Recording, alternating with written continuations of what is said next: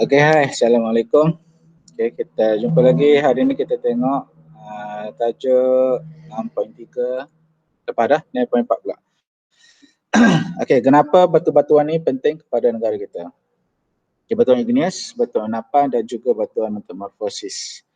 Okey, Kepesihatan Sektor Pembinaan di Malaysia menggalakkan permintaan yang tinggi terhadap sumber batuan. Bukan hanya sektor pembinaan, sektor industri juga perlukan batuan-batuan. Perkembangan jaringan jalan raya, perindustrian berasaskan batu kapur dan sebagainya menjadikan sumber batuan sangat penting dalam pembangunan sesebuah negara. Bukan hanya digunakan dalam negara, ada juga sebagainya kita proses dan juga kita ekspor. Contoh batu marmai, kalau yang berkualiti tinggi tu, kita proses, kita ekspor ke negara luar lah. Kita tengok sini kepentingan batuan igneous. Yang utama kita fokus kepada dua, itu batuan basak dan juga granit. Basak membina balas landasan kereta api. Nak pegang besi untuk landasan kereta api tu, kita guna batu basak. Dan juga dia digunakan untuk pembinaan jalan raya. Komponen utama yang dicampur bersama asfalt atau bitumen, nama lain dia, dalam pembinaan jalan raya. Asfalt ni dia daripada proses penyulingan petroleum. Daripada petroleum mentah tu, itulah kita dapat petrol, diesel, kerosin, asfalt dan beberapa lagi lah. Daripada proses penyulingan petroleum. Dan asfalt ni jugalah yang menyebabkan jalan raya tu menjadi warna hitam. Sebab sifat asfalt ni memang pekat dan juga memang warna hitam. Jadi kalau dia campur, tujuan dia campur dengan asfalt supaya batu-batuan yang diguna untuk bina jalan raya ni boleh melekat dengan kuat. Dan basak juga digunakan sebagai penembak haba, bunyi dan api dalam kereta, kapal terbang dan juga bangunan. Batu granit membina jalan raya, jalan kereta api, bangunan, jambatan, empangan dan perkakasan dapur. Banyaklah kegunaan dia kat sini.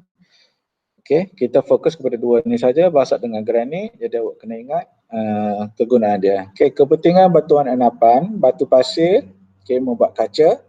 Sebabnya kalau kita awak tengok pasir ni, kalau awak pergi dekat-dekat, dia akan nampak macam ada pantulan. Pasir ni untuk buat kaca dia akan bakar pasir tu sehinggalah pasir tu menjadi cair dan dia akan proses lagi untuk membuat kaca. Kalau nak bagi kukuh kaca tu kukuh, dia campur pula dengan bahan kimia lain lah, atau juga bahan logam yang lain. Bukan logam, dia akan campur dengan bahan mineral lain lah untuk menguatkan kaca. Ada kaca macam kalis peluru, ada kaca macam guna untuk telefon, Corning glass, Corning Gorilla glass, itu kaca yang diperkuatkan. Dan juga bahan binaan untuk bangunan. Nak ngekap bangunan, kita kena campur dengan pasir. Pasir dan juga simen. Kemudian batu kapur. Bahan utama untuk buat simen dan juga kapur. Kapur nulis tu. Batu kapur turut digunakan untuk menetralkan keasidan tanah, khususnya dalam bidang pertanian.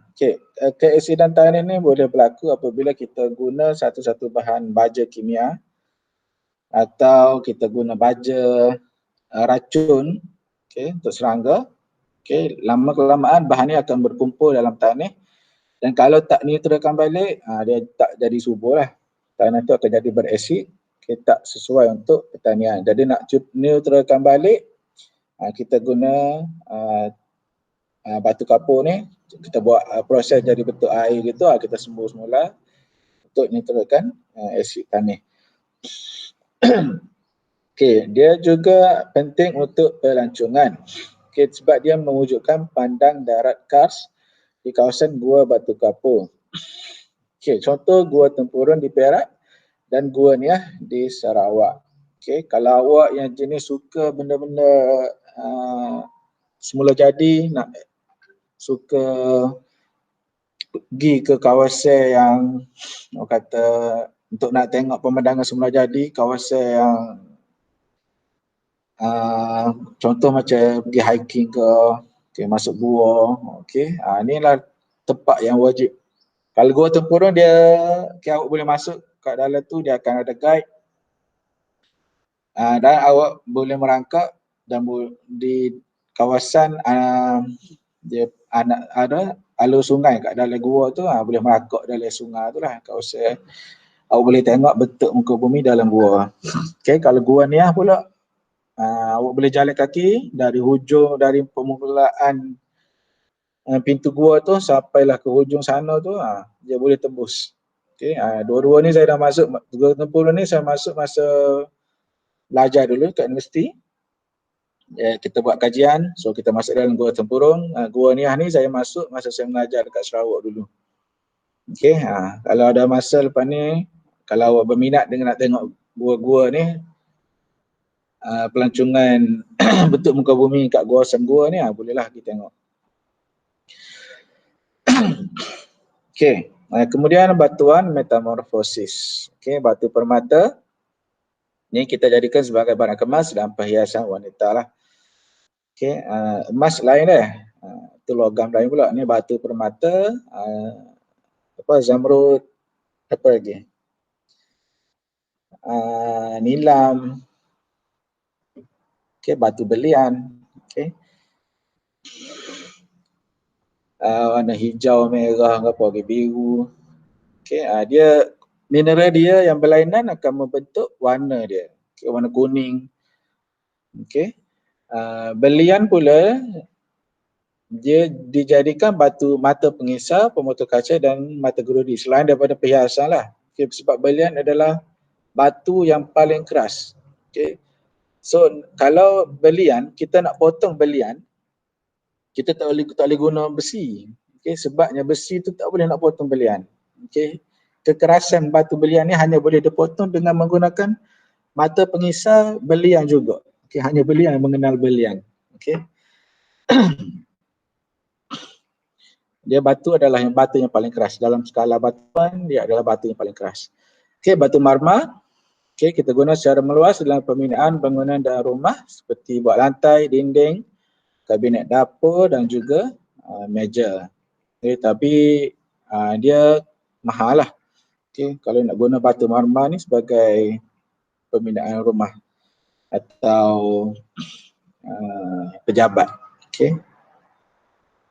Ni ada bagi tahu info tambahan.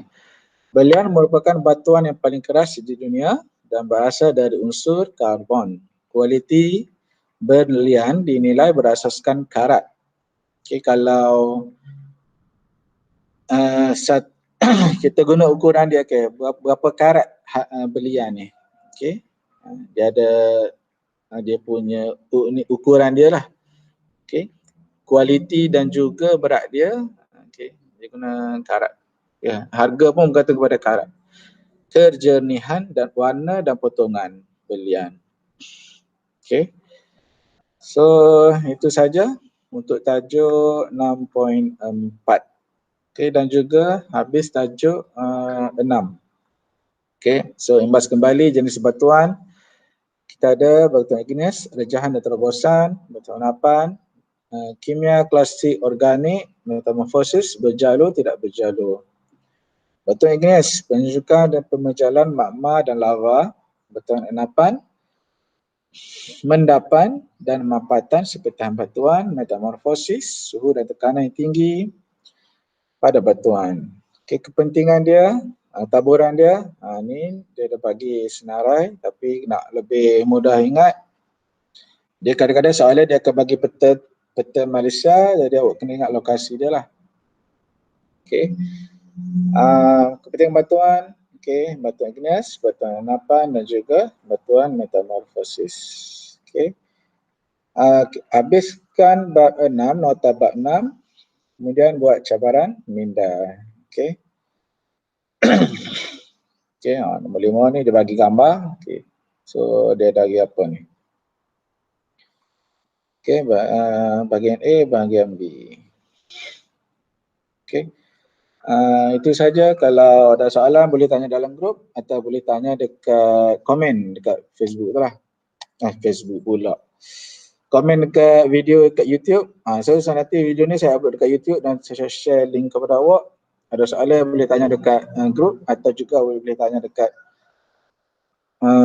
video kat YouTube nanti. Okey, itu saja. Assalamualaikum. Apa lagi?